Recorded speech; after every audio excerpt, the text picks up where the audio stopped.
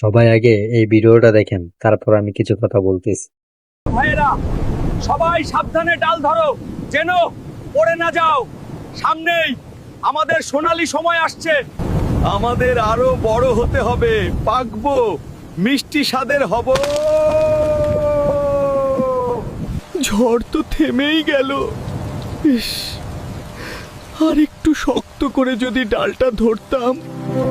ও, এসে পড়েছো তুমি? শেষ? তাহলে তো এবার আমি শেষ। ফাটা জায়গাটা খুব জ্বলছে, অনেকখানি ফেটে গেছে।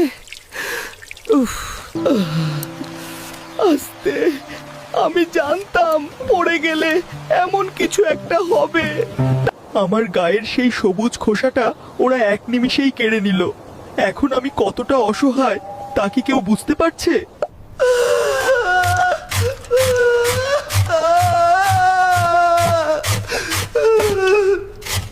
তোমার কাছে এই কাসুন্দি টেস্টি, কিন্তু আমার কাছে কাটা ঘায়ে লবণের ছিটা।